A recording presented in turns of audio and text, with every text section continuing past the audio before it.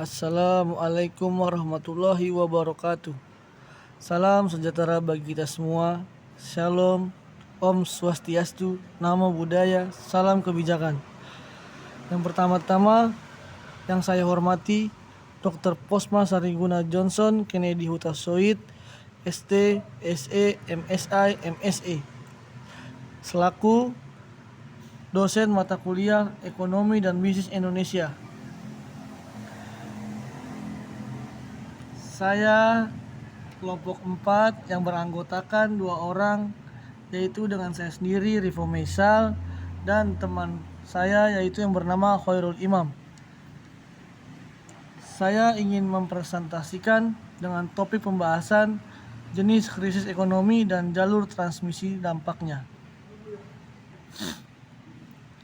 Krisis ekonomi global adalah peristiwa di mana seluruh sektor ekonomi pasar dunia mengalami keruntuhan atau degresi dan mempengaruhi sektor lainnya di seluruh dunia. Sebagai contoh bahwa negara adidaya yang memegang kendali ekonomi pasar dunia yang mengalami keruntuhan besar dari sektor ekonominya. Jenis krisis ekonomi dan jalur transmisi dampaknya. A. Menurut proses terjadinya sifat mendadak seperti yang satu, kenaikan harga minyak mentah tahun 1974 oleh OPEC. Yang kedua, krisis keuangan Asia tahun 1997 sampai 1998. Depresiasi mata uang Asia.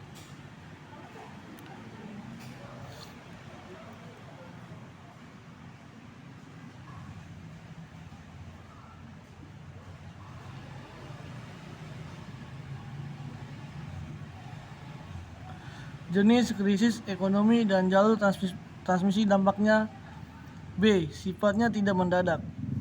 Melalui proses akumulasi seperti krisis global tahun 2008 sampai 2009, bermula dari krisis keuangan AS dan meluas ke Eropa dan Asia termasuk Indonesia. Krisis ekonomi, krisis produksi, krisis perbankan, krisis nilai tukar, krisis perdagangan, krisis modal. Yang pertama, krisis produksi. Pengurangan produksi yang berdampak pada taraf hidup petani lewat jalur rumah tangga, naiknya harga lewat jalur produsen atau pasar, atau gandum sebagai input tepung atau komoditi lain. Kalau kontribusi produknya besar, bisa memicu inflasi, malah bisa memberikan dampak yang lebih luas, kesempatan kerja ataupun kemiskinan. Yang kedua, yaitu ada krisis perbankan. Karena kondisi perbankan yang kurang kuat, maka bisa membuat bank kolaps. Ini berdampak pada yang pertama, kesempatan kerja dan pendapatan atau rumah tangga. Yang kedua, kesulitan sumber pembiayaan atau perusahaan atau mahal. Yang ketiga, contoh, krisis keuangan Asia tahun 1997 atau 98 terjadi kontraksi. Selanjutnya akan dibacakan oleh rekan saya yaitu Khairul Imam.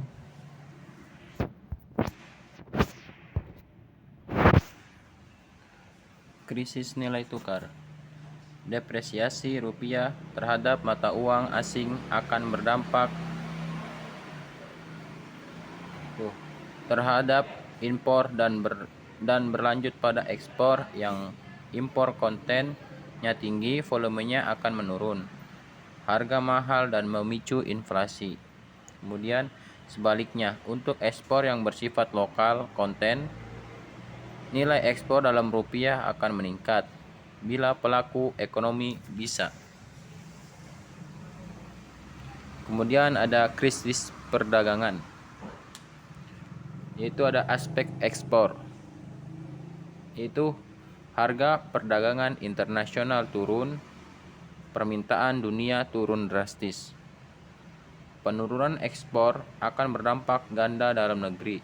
Ketika harga karet dan harga biji sawit dunia merosot tahun 1980-an dan tahun 2008 atau 2009, ekonomi Indonesia terganggu.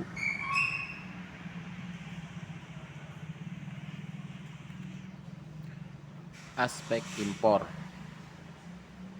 Kenaikan harga di negara produsen luar negeri atau yang dinamakan dengan impor secara signifikan. Seperti halnya kenaikan harga minyak bumi tahun 1974 menimbulkan krisis minyak bumi. Melalui jalur produsen terjadi biaya produksi yang tinggi atau cost push inflation dan mengakibatkan hyperinflation.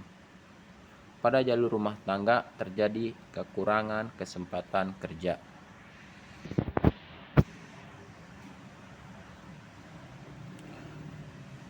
Kemudian ada krisis modal. Itu pengurangan modal dalam negeri dalam jumlah besar. Kemudian penghentian utang luar negeri. Yaitu selanjutnya capital flight yang berdampak pada investasi yang bisa menyebabkan PDB turun, juga menyebabkan depresiasi rupiah.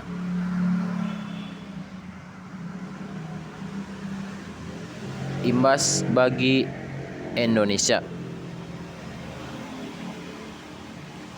Ini berdampak terhadap APBN dan investasi atau PMDN Indonesia.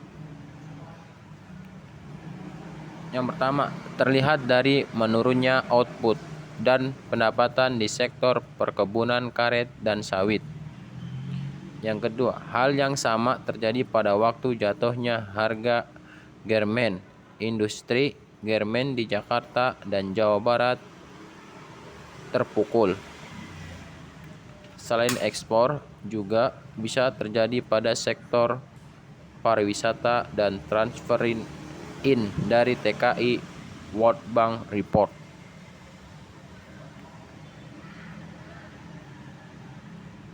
Kesimpulan, krisis ekonomi menyebabkan terjadinya keruwetan di bidang ekonomi di seluruh negara, entah itu baik di bidang modal, produksi, perbankan, perdagangan, dan nilai tukar pun berdampak karena krisis ekonomi bila terjadi.